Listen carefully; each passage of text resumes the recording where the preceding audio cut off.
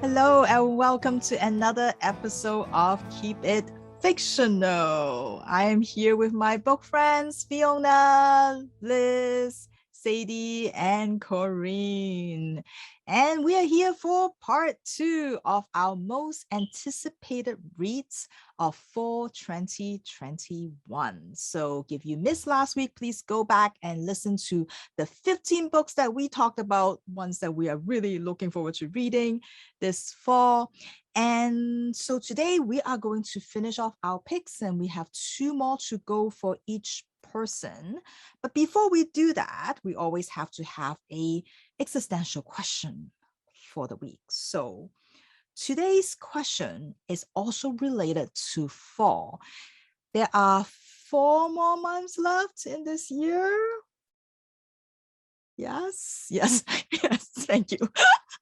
And so, just to see how we're all doing with our reading goals, I would like to ask my books friend, for the rest of the year, what are your reading goals? And you can tell us about ones that you already completed, if you have set some goals in the beginning of the year, and tell us, what would you like to accomplish in your reading life for the rest of the year? So who's here that is totally organized and knows exactly what goals they have? Everybody's looking more like or less, because okay, mine is usually just a number. I usually just set a number through Goodreads at the beginning of the year and try to read that many books. I'm not doing well. I will be very upfront about that. I am not doing well at all. I think I'm about 10 books behind on my goal. So my focus for the fall is just trying to read. I think I set it for 100 this year. So trying to get the rest of my books in before the end of the year. pretty stress inducing when you use Goodreads and they're like, you're how many behind? And right? I like, know. No. I can't catch up. My newest tactic is because also I'll kind of alternate between listening to music when I drive to work, listening to podcasts, listening to audiobooks, all audiobooks, just audiobooks now. So I constantly have an audiobook going as well as another book because I'm not usually a double reader. Like I don't tend to read more than one book at once. So that is my tactic to get in the rest of my picks. Nice. Do you try to also then do the find the same audiobook as the print or different? No, I'm doing different. 2 different. Yeah, so that I can kind of be tackling 2 books at once. Boost those numbers. Channeling that Fiona audiobook energy. Yeah, exactly. Nice. How about you, Liz? What are your reading goals for the rest of the year? Similar to Sadie, at the beginning of the year, I set in an overall number on Goodreads.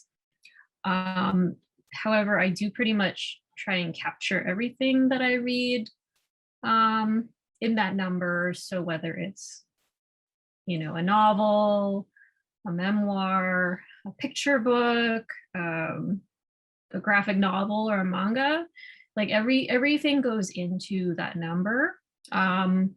But in previous years, I wanted to read at least half of that number in, actual novels or like at least novella-sized works. So not including the graphic novels, manga, and picture books. This year, though, I seem to be kind of at the 2/3 mark or a bit above in terms of like matching that number for more substantial work. So I'm hoping that I can equal that. So basically, seeing where I get with that. So here's hoping. I feel like we have this debate before. What counts as a good read book? At some point, I know we talk about, and I know there's some very strong feelings from Miss Corinne about what counts as a good reads book. Indeed, everything counts. Everything counts. Everything is a book. Does it have a cover and pages and or is a story? Is it a book or not? Sure, they're all books, but no. It does not count. Does not count. To each their own. To each their own. If I put all my picture books in, I feel like I would be so far above my goal. But I won't do picture books. I won't.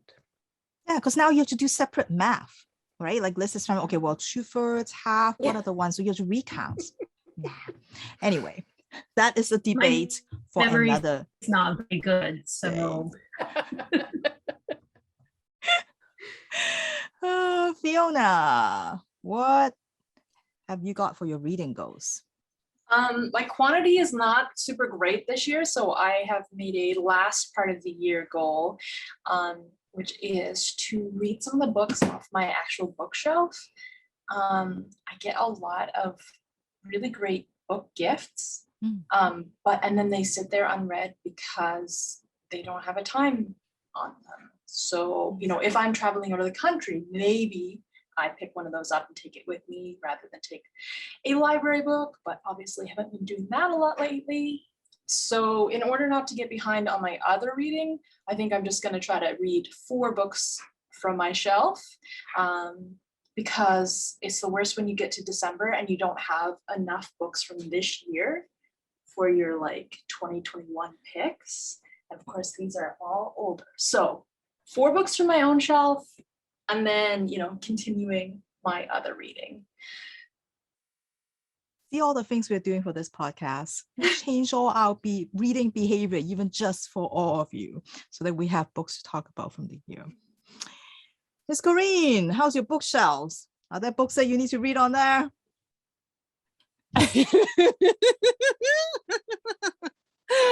Yeah, there are. That is a good goal, Fiona. It's a very good goal. Am I going to do that? No, I'm not going to do that.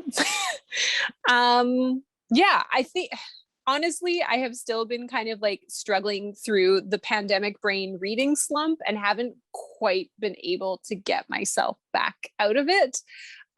So my goal for the rest of the year is to kind of take it easy on myself and just read things that I want to read. And I usually set a very low Goodreads number for myself and then blast past it in a couple of months and then feel really good about it. So just to kind of alleviate the pressure off myself. But I've got a couple of reading lists that I'm trying to go through.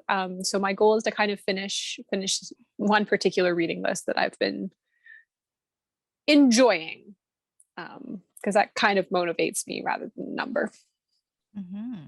When you got some good fall books coming out that you're going to read, right? I'm definitely going to read one of them. I have another goal, which is to steal as many as I can from everyone else's looking forward to, get to it first, talk about it. Wow. That started as a really nice, I'm gonna read the books that other people recommend, and then turned into this dark. Who can put it down on that spreadsheet first? Right? Yeah, you really snaked on us, Fiona. Whew. What about you, Virginia? What's your goals? I would sort of similar to Fiona, I would like to read the books that I have bought, because I felt like looking at what I've got, I haven't actually read a lot of books that I've bought and I keep buying them. And so I need to stop, but I don't want to. So I better start reading some of them, including some really long series that I have that I should really, really get going. But I think the more important habit that I need to develop this in the next 4 months is write down a summary of a book, or what I think of a book at the end. Stop going to read the next book, which is what I normally do because there's not enough time to read all the books you want. But I don't have any recollection of books that I read last week. So it's a really, really bad thing. So I need to write it down so I can remember it. So that is my goal. Book journaling. I added a not going to know the terminology, but on the spreadsheet that you wonderfully created, I added a line for reasoning for why I gave a particular book the rating that I gave it. And I used that for that purpose, to write down immediately as soon as I finished the book, my thoughts on it and why I did or didn't like it. So the spreadsheet can help. That's a great idea. Yay. Okay. See, we'll spend another episode on a spreadsheet next week, maybe. And it helps. It helps. Anyway, so thank you everyone for sharing their reading goals. So I hope you accomplish it with some of the books that you're going to tell us about in the next an hour or so. So Corinne, shall we get back to our alphabetical order? Yes. And now that I'm confident that it's A, B, C, I am ready to go. So for the kind of like first bit, I went on my lighter genres, like a nice murder mystery, a nice romance, a nice little like light fantasy.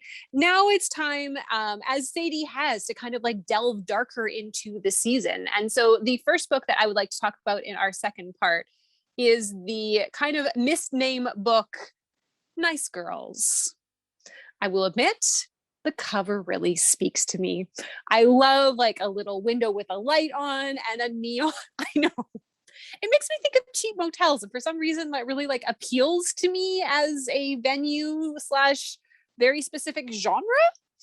You could shake your head all you want, Virginia, but it hasn't really steered me wrong yet. So this is a kind of dark, twisty, turny. If you're a fan of like Megan Abbott's books, I think this is kind of in your wheelhouse, because it's very much like an examination of girlhood, an examination of womanhood, an examination of like how society views women and how that can kind of put them into boxes. And then you break out of the box and you attack another box. Then you throw the boxes in the air and scatter the ashes to the wind. So this is Nice Girls by Catherine Dung, and it is about Mary. And Mary used to be a nice girl. She was the whiz kid in her very, very tiny town in Minnesota. She was kind of like the golden child that everyone was looking up to. She had been accepted to an Ivy League college. She was going places. And then we meet Mary now. Mary has been kicked out of Cornell for unknown reasons, is back living with her father, who barely speaks to her, and has just gotten a job at the local grocery store. Mary has hit rock bottom. And she won't tell anyone why. Not that everyone in town doesn't have questions, because they don't really care about her, because they are more focused on the disappearance of their newest golden girl, Olivia Willand. Now, Olivia is a rising social media star in their tiny town. The darling, everyone who is everyone pays attention to her Instagram account, and she has mysteriously disappeared. Now, this is breaking the town apart, because Olivia was so well known as just like this sweet, wonderful, pure angel. At least that is what everyone thinks. Mary knows the truth about Olivia. Mary knows that Olivia is a willful, sharp manipulator. And Mary begins to think that Olivia's disappearance might just be another stunt. Because what Mary remembers, and that everyone in town seems to have forgotten, is the disappearance of another young woman, 19-year-old DeMaria Jackson, whose case was ignored and was written off as a runaway. And so Mary starts to think that perhaps these two cases are connected. What has happened to Olivia, what has happened to DeMaria, and maybe what happened to her are all connected. And she will discover that there are no nice girls.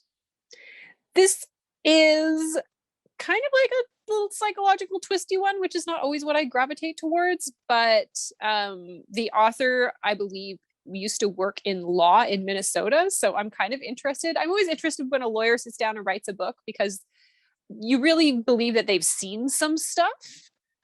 So I'm curious to kind of like see this one. I think it's a debut novel, which I'm always very interested in kind of seeing a new voice kind of bringing something. And yeah, I'm looking forward to it. Mostly the cover. Great cover, fine premise. Thank you, Miss Corinne. A psychological thriller, that is not your thing. Interesting. Going dark. Everybody's going dark. Fiona. Not me.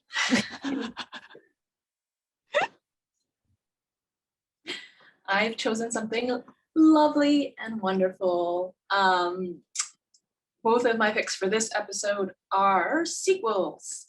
And this one is the sequel to a much beloved novel, YA novel, Aristotle and Dante, Discover the Secrets of the Universe, by Benjamin Alir Sands. And this is Aristotle and Dante Dive into the Water of the World. I am so stoked for this one. I feel like the first book was maybe an early YA read for me. Like, I had not read a lot of YA, and it just really, really captured my heart. It is about Aristotle, aka Dante, and aka Ari, and Dante, who are both Mexican-American teens in the late 80s, living in Texas. And it is about their growing relationship and love that develops between them. And this new book sounds like it's going to be a lot of the same, which is great. But it's a topic that I really appreciate, which is, love after the happily ever after. Obviously, they're still teenagers. This is still high school. I think it's their final year.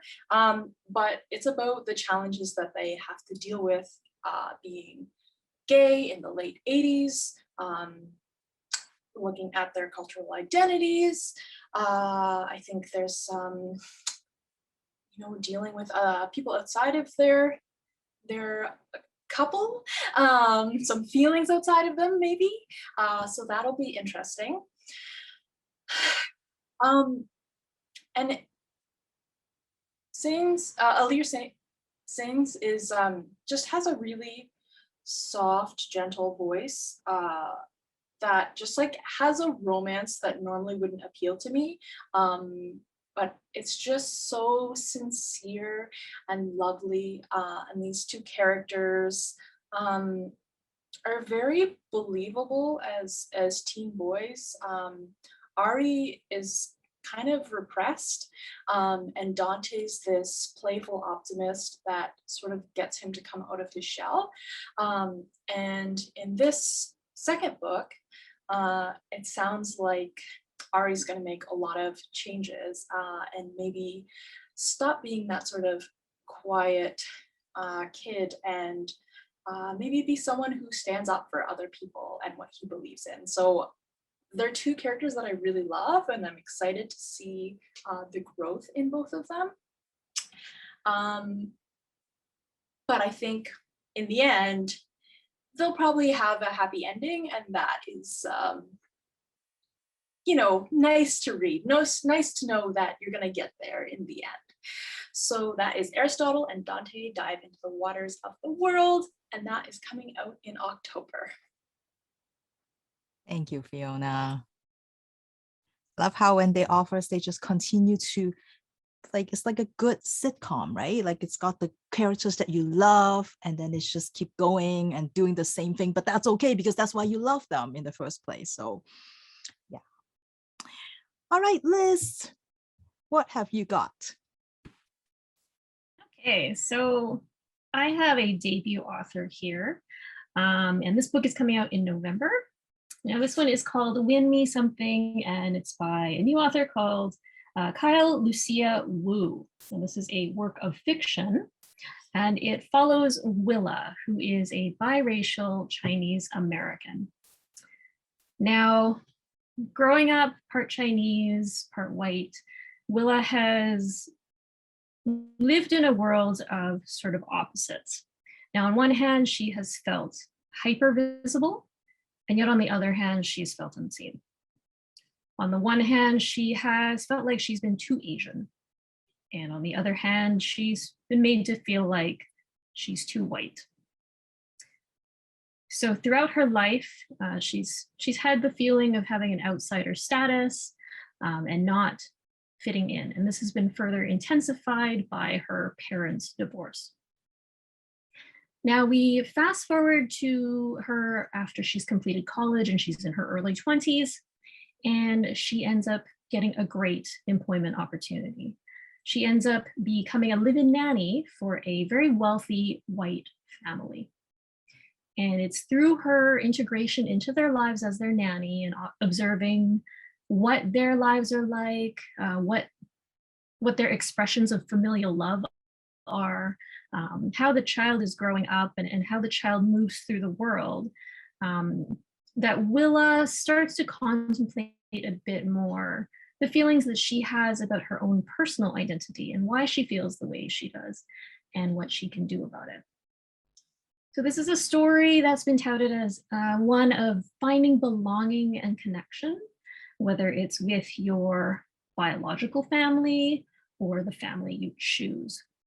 Now, the publisher has said that if you enjoyed Kylie Reid's Such a Fun Age, you may enjoy this. However, I've also read that this book is not, doesn't have any sort of explosive moments or moments where big things happen. She's simply going through her life and being part of another family's life. The child is not one of those creepy children, thank goodness. Those books really creep me out. Not a creepy child, apparently, so that's good. The family is like any other family in that it has their ups and downs. They're not perfect, but they do have love for their child. So they're not particularly unlikable, but more on the likable side from all accounts. And there's no sort of earth-shattering event that kind of throws Willa into a tailspin. It's just, this is the way her life has been. These are her inner thoughts and feelings that she's had to deal with. And so it just seems quite fitting, I think, that as she's moving through this stage in her life, that she's continuing to contemplate and to take lessons from what she's experiencing with other people and trying to find some peace within herself. So that is Win Me Something by Kyle Lucia Wu. Thank you, Liz. So if you don't want creepy child, read Liz's book. If you want creepy child, read Sadie's book from last week, Corpse Queen, right? I think that was yeah. So see, we have Lighthouse everything. Witches, I think. Huh? Oh, right, Lighthouse Witches. Okay. Mm-hmm. Yeah. Mm-hmm. So we have everything for you. All the whole spectrum. All right, Sadie. What is your next book? So I am continuing on my stories about death with the book actually that Virginia just mentioned, Corpse Queen by Heather M. Herman. So again, a very atmospheric book that is just going to take me right to the graveyard this fall. I usually spend my falls in the pumpkin patch, so it's a bit of a shift to the graveyard, but we'll see. I might throw some pumpkins in there too. So Corpse Queen is listed as a dark and twisty feminist historical thriller. So again, not necessarily right in my wheelhouse, but it does have the historical aspect that I really enjoy. So we'll see if I can get behind the dark and twisty thriller aspects of it. So this story follows Molly Green, and Molly Green is 17 years old and orphaned. And unfortunately, Molly has just lost her best friend, Kitty. And Kitty's death is quite mysterious. They're not quite sure how she died. And Molly is sort of left in this world completely alone now. She was living in an orphanage, and Kitty was sort of her only friend. And now that Kitty is gone, she has absolutely nobody in this world, or so she thinks. That is until she learns that she has an aunt. Now, Molly has never heard about an aunt. This is the first time that it has ever come up, but Molly is told that she is going to go live with her aunt. Molly assumes that this is just some sort of kind of domestic labor that she is now going to be providing. This woman who is saying that she is her aunt probably made some sort of donation to the orphanage, and that is why Molly is being sent to live with this woman. But she is very much real, Molly learns, and she is not in any way what Molly would have thought her to be. So Molly heads off to Philadelphia. It is the 1850s at this point, and she meets her very, very wealthy and very, very mysterious aunt. Now, her aunt has made her money in a way that most people probably would not think of as being a legitimate business. Molly's Aunt Ava has made her money by robbing graves and selling the bodies to medical practices for medical students to do anatomy on. And this is how Molly's aunt has made her many, many bags of money that she has. So Molly has now arrived, and her Aunt Ava is training her to take over this business and to work in this business of robbing graves and selling them to anatomy students. Molly is not quite sure how she feels about that, but she starts to learn the trade. She goes into the dead of night, she goes and explores the graves. By day, she explores her aunt's mansion, and she gets to witness these anatomy lessons that are being done on these corpses. And she finds that she is both horrified, but also very, very intrigued by these anatomy lessons. However, as a woman, Molly is not immediately invited into these lessons. This is not a place for a woman. And so Molly has to figure out how she can get into these lessons and learn more about this practice. But as she learns, the cost of that inclusion is very, very steep. And at the same time, there is a murderer on the loose. And so Molly is battling outside forces from many different sides in her new life in Philadelphia. So I think this is going to be a very high-paced book. Lots of dark, kind of, like I said, atmospheric scenes of historical Philadelphia. It's a time period that I do really like to read about, sort of the 1800s. So I'm excited to see how thriller-ish it gets. And if it gets too thriller-ish, we'll see. It might be another one where I read it during the day and watch some nice, gentle comedy afterwards.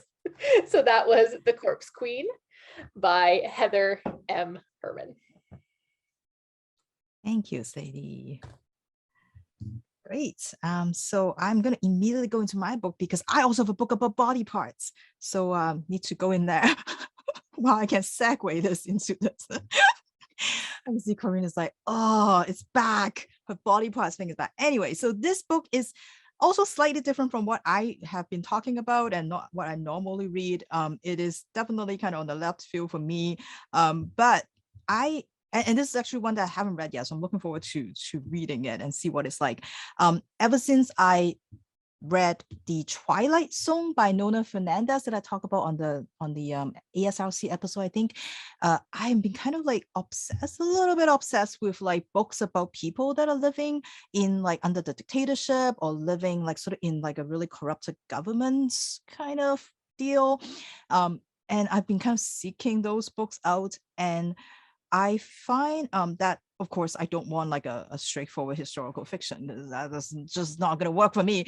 So I'm always looking for some that are just a little weird, maybe a lot weird, absurd, or like it just have some magical realism or just surreal, just some weirdness in it. Because I can imagine living in one of those places is probably going to be pretty weird.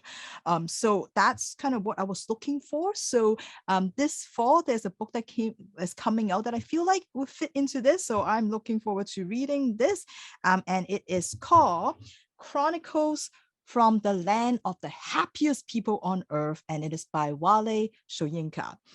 Now, the book, when I saw the title, I'm like, that sounds like some of those self-help books that talk to you about how like you should like adopt the Danish way of living, and how you can like be zen and all that. I don't know. But it is not like that at all, obviously.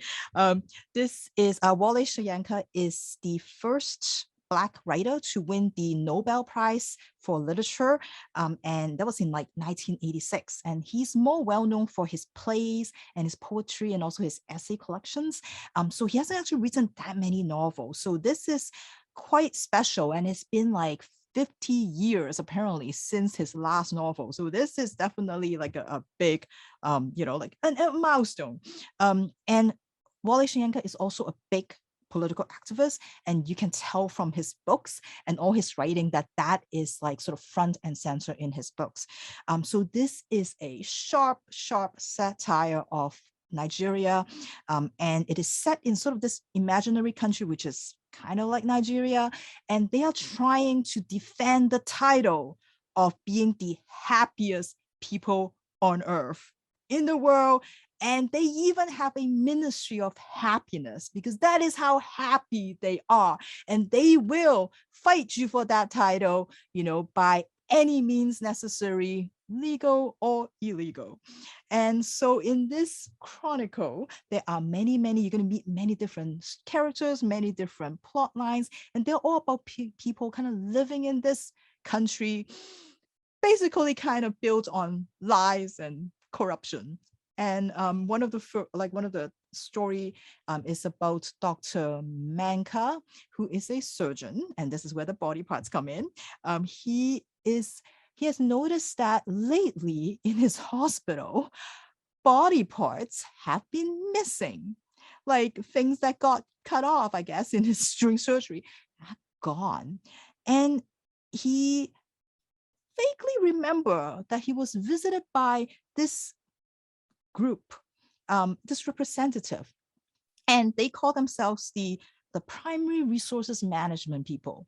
And they said that their slogan is that they're dedicated to combating waste by maximizing human resources, whatever that means. So when he noticed that these body parts have been disappearing from his hospital, he has to enlist an old friend to find out who is stealing these body parts and these limbs and organs. So I think they said that this is kind of like it's kind of phrased in the whodunit kind of thing, but it's not really just like centered on the mystery. There's going to be lots of things, and it's a pretty dense book because there's so many storylines in it. And they said that if you know Nigerian politics, you might recognize references to people, real people that are in there, but I don't have enough of a background of it, but it is still supposed to be enjoyable because it is such a well-written satire. So I'm looking forward to that. And of course, books, like Fiona said, it always helps me. Then, this is how I like to get my history. So through the novels, and then go dig on the internet and dig deeper into what to learn more and get more background from it. So I am looking forward to reading this. So again, it is called The Chronicles from the Land of the Happiest People on Earth by Wole Soyinka. I love that your body part / cannibalism through line. I haven't talked about cannibalism for so long, so you have to give me that. Hey, even Sadie has body parts in her book, so that's true. It's contagious, apparently. Anyway, all right, for our last pick, everyone. So lock it in. Corinne, what have I think you got? you need like a big dinner bell. Last call. Yeah. Ew. Oh. I mean, I'm glad that we're at the end of this journey, because now I can just walk away from those picks and maybe devote more of my time to the picks that I didn't talk about. I feel so bad for them, my little abandoned book children all over the place. So I apologize in advance, because when I am describing this book, I am inevitably going to mess up the name quite a few times. The title of it is The Death of Jane Lawrence, but I am absolutely going to refer to it as The Death of Jean Lawrence, because Jean Lawrence is the name of someone that I went to school with. So It's going to happen. I apologize in advance. The title is definitely Jane Lawrence, who I believe actually there's a sculptor named Jane Lawrence. But anyways, it's going to happen. And for my very last pick, I felt like I kind of had to go atmospheric. Fall is a little bit gloomier. Fall is all about the spook. Fall is all about the scares. So I decided to go with my new like favorite subgenre, which is Gothic horror. And so this is, I feel like in the realm or kind of like cresting that wave of Mexican Gothic, of kind of going back to those tropey stories of lady trapped in crumbling manor with something really going wrong. It's very much in that, but I am curious to see where this particular author takes it. I'm hoping in a good direction. And I kind of like the time period. So it's in kind of a shadowy post-war England. So that's also a time period that I'm very interested in reading about. So I'm gonna give it a try, and we'll report back as to whether, I mean, Mexican Gothic for me was one of my favorite reads of last year. So I'm trying to find that feeling again, that special thrilling feeling of things going horribly wrong, and horribly wrong they will. So Jane, as the name kind of implies, is practical and unassuming and very normal. And so when she sits down and takes stock of her life and does the calculations, she realizes that in order to get what she wants, to continue her work, to be able to live the life that she would like to live, she is going to need to find a husband. She's not really fussy. She's hoping for someone who kind of has their own life, has their own career. And so she can kind of get that mantle of respectability and then go on with her business. She takes a look around town and eventually stumbles on a reclusive doctor named Augustine Lawrence. He seems very an upright citizen. He seems very kind. He has his own job to which he is conveniently very devoted to and would have to spend a lot of time out in the village helping people. So she figures that this is the best option for her. And so like anything in her life, she single-mindedly goes out, marries him, and he seems amenable to the idea. He only has one condition. They can be married, but that is only possible if she promises never, ever, ever to visit Lindridge Hall, his crumbling family manor that he lives in. I mean, the manor is pretty ugly and, as mentioned, crumbling, so Jane really doesn't have a big problem with that. It seems like a good solution for both of them. However, one night there is a terrible accident, and wouldn't you know it, Jane is forced to escape from the wilderness to Lindridge Hall. However, the Dr. Augustine that opens the door is not the husband that she knows.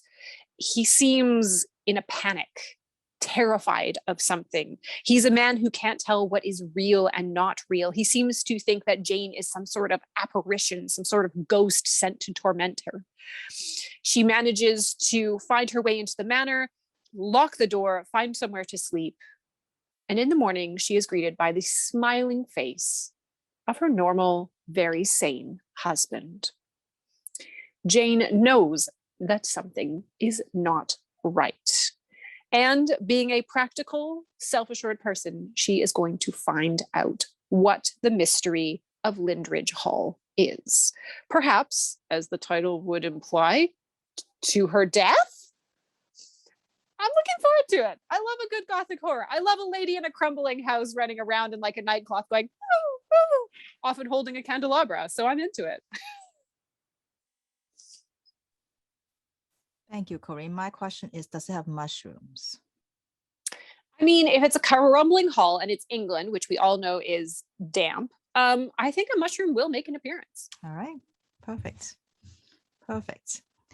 Okay, Fiona, what have you got for us? Your last pick. All right, like I said, I've got another sequel. And this is another YA sequel to The Marrow Thieves by Cherie Deemaline. This one is called Hunting by Stars. I'll show you the cover. So if you don't know, The Marrow Thieves was a post-apocalyptic survival story about French, a young Indigenous man living in a world where most of the population has forgotten how to dream. And this causes insanity in those people. However, it turns out that Indigenous people carry the ability to dream in the very marrow of their bones. So they are hunted and sent to schools, basically where that is extracted to be used for white people. So it was a gripping, excellent novel. Which obviously, although it's set in the future, has a lot to say about our present and past as a country. I loved it. I loved the way it was written. And I kind of liked that it was a standalone. Like it was very unassuming and understated. And it just felt like a good standalone. So I'm a little bit like hesitant about this, but then I was like, what am I talking about? I'm totally going to read this. There's no way I'm not going to. However, I'm further hesitant because I was also really excited for her last book. What was it called? Empire of Wild, which was an adult book. And I really, really didn't like it. After like loving The Marrow Thieves, I was like, yes, I will read anything she puts out, and I couldn't get through it. It was about like the Rougarou legend, which seemed like really cool, and it just was not for me. So we'll see what this one has to offer. It is going to pick up with French again. However, in the opening, he finds himself in a cell without any of his friends, and it becomes clear that he has been captured and by the people who run the schools. In the first book, he loses his family and creates this great found family who all sort of survive in the wilderness together to escape. So it sounds like he's going to be without them for at least part of this book, which will be interesting to see French develop on his own. And the description seems to imply that there's going to be a little bit of bargaining that is necessary when they do eventually meet up. It's not in great circumstances, and maybe some sacrifices have to be made, some decisions about whether your life or someone else's is more important, which is both upsetting and horrifying, but you like can't look away from it. So yeah, I'm really excited because the first one was just I don't know if it was her first book, but it really made an impact. I'm definitely looking forward to Hunting by Stars, the second book of The Marrow Thieves by Cherie Deemaline. Thank you, Fiona. You're stealing from everybody because that's Sadie's book, wasn't it? Like Sadie talked about that book on this podcast. So you have reached your goal that you just announced. So. I think that's one from everyone. Yes. Good job. Nicely done. All right. Next, we're going to go to Liz. Would she have a memoir for us? Would she have a graphic novel? Would she have a Japanese book in translation?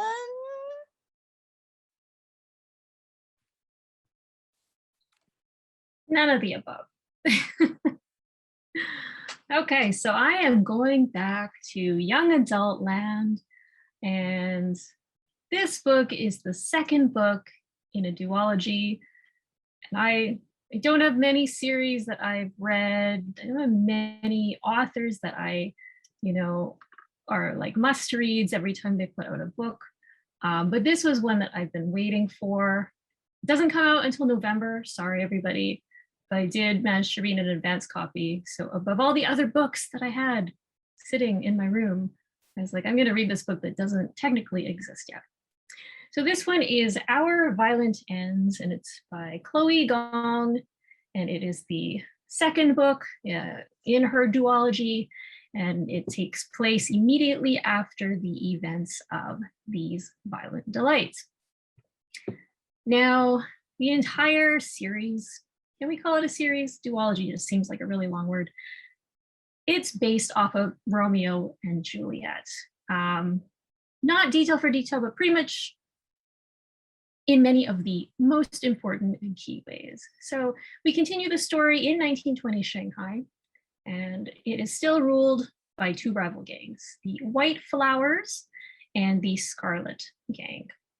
So gang heirs and former lovers, Roma Montagov of the White Flowers and Juliet Tsai of the Scarlet Gang, had collaborated in the second book. So the two sworn enemies who had secret relationship were again put together in a perilous circumstance so that they could work together to save their city, so that both gangs would not crumble, so that they both had a fighting chance at retaining a hold over the city. However, even though they defeated their common foe, or so it seemed, we were left at the end of the book, without giving away too many spoilers, with Roma believing that Juliet had betrayed him. He was left with the impression that all of those feelings that they were fighting, all of that romantic tension, that those were all lies, and that above all else, her loyalty remained with her gang. So Roma's mad. Now enter into the second book, Our Violent Ends, and we are back around the same time period. The two gangs are still ruling. The mechanical insect plague has disappeared, but sure enough, it has come back. Sightings of monsters releasing this mechanical plague that causes people to tear their throats out has made an appearance yet again. And not only that, but the communists as well as the nationalists are amassing support and looking to overtake Shanghai, which definitely puts the White Flowers and the Scarlet Gang in their position as the authority in the city under a microscope. So you guessed it, once again, these two young star-crossed former lovers are thrust together. However, this time, Roma is torn between kissing Juliet or ripping her throat out. And meanwhile, Juliet, even though this pains her so much, she has to keep up the ruse that yes, indeed, she did betray Roma, because she feels that by keeping each other apart in their illicit love, her only love sprung from her only hate, that is the only way that they two can survive in this mixed up, crazy world of theirs. Lots of violence. I love how this book just gets right into it. A bit of a doorstopper for me anyways, because Chloe Gong has done all of this build up in the first book as to setting the scene of 1920 Shanghai and the gang structures and also the cultural diversity in the sights and the sounds. Because she's already set this up, she's now able to jump right into the story. So you've got violence, you've got mayhem, you've got characters you already know, and you have those smoldering scenes of tension every time their hands linger too close to each other, or every time they have to go undercover together. What more could you ask for in a YA book? Totally love this book, so sad it's a duology, but this one is called Our Violent Ends by Chloe Gong. Thank you, Liz. I think the heat is really getting to all of us because Liz, series, violence, romance. What is happening? I don't understand. Do not understand. All right, Sadie, for your last book. What All right, is it? I'm going back a little bit to more of a classic Sadie pick. It is a fantasy read. It is a heist novel, which I am very excited about. It is Among Thieves by M.J. Kuhn. And this story follows Ria. And Ria has done her best to earn herself quite a good reputation in the city of Kerouac. She is the quickest and deadliest blade in the entire city. However, Ria lives a little bit of a double life. Ria is not her real name. She has a secret, and she is constantly trying to outrun the Guildmaster. Now, the Guildmaster is the ruler of this kingdom and of the 5 kingdoms in the world where Ria lives. And no matter how fast she runs, no matter where she travels, his servants are always just on her heels. And Ria finds that she can never outrun them. This next part of her story is going to take her even closer to the Guildmaster than she may have wanted to originally, and that she may have ever thought would happen. It's going to take her right into the Guildmaster's stronghold. And she finds that she's not going to be able to accomplish her task and get into this stronghold by herself. Enter her team of heist mates. It is a group of miscreants, smugglers, thieves, a ragtag group of kind of unwanted people that all find each other to break into this stronghold and accomplish this task. Each one of them has their own selfish reasons for wanting to be a part of this team, for wanting to get into the Guildmaster's area. And so each of them kind of deals with their own betrayals, deals with their own personal reasons for this. And Ria finds that she might not actually be able to trust them, or maybe she can trust them. She's not really sure. So I'm excited. It sounds like a fun kind of heist book with a bit of a dark, magical kind of fantasy twist to it. It's kind of going back to kind of what I really like about that kind of fantasy book. I'm thinking it's going to be a little bit reminiscent of maybe Six of Crows in that kind of fantasy heist style. I believe it is an adult book. It's not a YA book, but maybe on the verge of adult and YA. So I'm very, very excited about Among Thieves by M.J. Kuhn. Classic Sadie. Yay. Heist. So good. All right. So for my last book, I am going to also go for a fantasy, but this one is YA. And it is, I'm going to go to a local Vancouver author. I believe it's also a debut novel. And there are many, like, we talk about this podcast, many different kinds of fantasy out there. And a lot, of course, these days, we've got lots of like different kinds of inspired fantasy. So if you're looking for an Asian kind of setting kind of fantasy, of course, there is the sequel. Yes, I am sneaking more books in.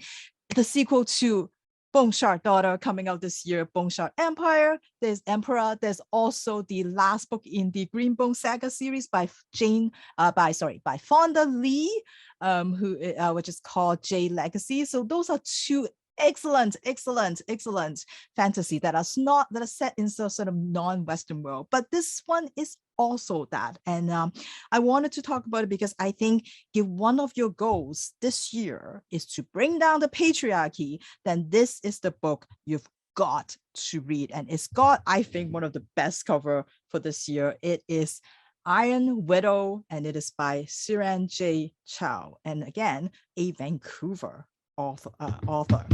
And she has an awesome author photo.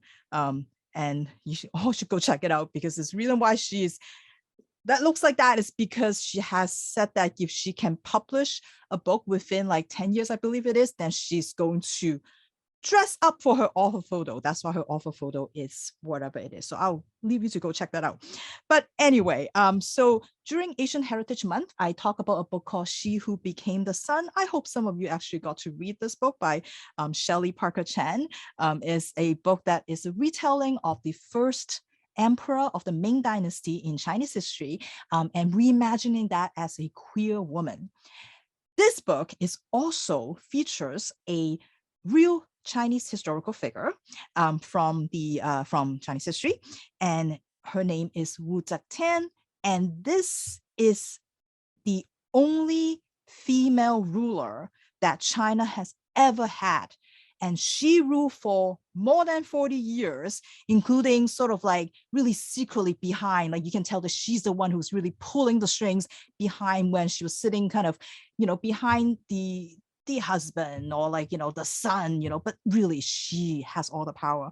And she started out as a concubine out of like the many hundreds that her husband has, and she seized power and more, and then she climbed up that ladder and she finally become the only empress in Chinese history. And I kind of vaguely remember my history teacher talking about it, and I can tell like that this figure really inspired her, the way she talks about her. So this is this story of Wu Zetian, but in a fantasy, well, more like maybe a science fiction kind of world. And in this world that is created by Siren J. Chow, we have China who's constantly being invaded by the Hundans. And the Hundans are these mecha aliens, robots aliens, and they are just constantly, like trying to get into the country. And to fight them, we've got the Chrysalis. And these are also giant robots. So think of them as like your Macross, your Gundam. And they are piloted by a male and a female duo, and they are psychically linked when they're in those robots. But even though they're both required to pilot the robot, they get completely different reception. The males are like the celebrities. They are praised for their courage, their honor, and their like strength and their power. Whereas the women, they are basically nicknamed concubines because they are kind of like, I think one reviewer described it as like they're the energy bars, right? They are the ones who get drained, who get sucked out of all the energy, and very often, almost like 90% of the time, they died because the males will take all the energy and just suck them dry, and then they died in all the battles. Not killed by the Hundans, but killed by their fellow pilots. So they are quite dispensable in this world. And the government is always going around the different villages trying to find kids who have high spirit energy so that they can be potential candidates for these chrysalis. And Wu Zetian one day was going in for a test, for this test to see whether she has enough spiritual energy. But she's not doing it because she wants to serve her country. She's doing it because she wants to avenge her sister's death, because she is sure that her sister was killed by one of these male pilots, and she wants to find that pilot and avenge her death.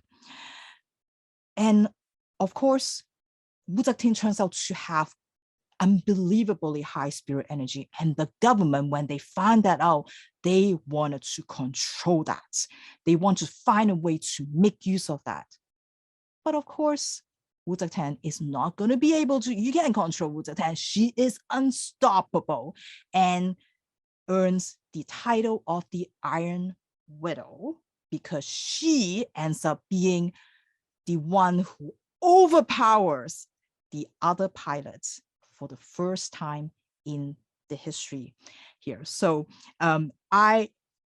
it's such a wild ride. I get pumped just talking about this book because it is so amazing. You have action, you have like this court intrigue because, like she ended up getting involved in sort of a lot of that court stuff, once she started to gain power. There is, of course, lots of talk about sort of the role of women, about sexuality, about gender. There's even romance in it, but it's okay. It's a very different kind of relationship that is in there. And there are mechs and giant robots. So I really don't know what else you want. So please check out this book. Local offer, read local. It is an amazing, amazing reimagining of a Chinese figure. It is Iron Widow and it's by Siran J. Chow. Is it a series, Virginia, or is it a standalone? It's a series, I'm pretty sure. Okay. Pretty sure. Did you say like, what? I sometimes wait on a series until all of them are out to read them, but that sounds so good. Yeah, I was like, I can't, I'm not gonna wait. But this is super good. It's a series. It better be a series. Better be a series. I think on Goodreads it doesn't have a title yet, but I think there is a second one listed. Maybe I might be wrong, but I feel like that's one of the ones that does have the second one listed. Yeah. Okay. And the author does a lot of cosplay, so there's a lot of YouTube video of her in like all dress up. So pretty amazing. Nice. And she loves Yu-Gi-Oh. Like her Twitter is filled with Yu-Gi-Oh like references. So yeah. Anyway, respect. All right, so that is our most anticipated reads for fall 2021. 25 amazing books. I hope you will pick up some of them, and please do let us know what you are looking forward to reading, and leave us a comment on our video and on our podcast, and we'd love to know what books you are excited to read about. So we will see you again next week. I think we have a new time next week, I believe. Yes. Right? Yes, we do. Yes, we do have a new time. Is it next week or is it this week? I don't know. What's time? Yeah, exactly. What is time? Just go find us on Facebook, find us on the podcast. So, all right. Have a good day and happy reading, and we'll see you all next week. Bye. Bye.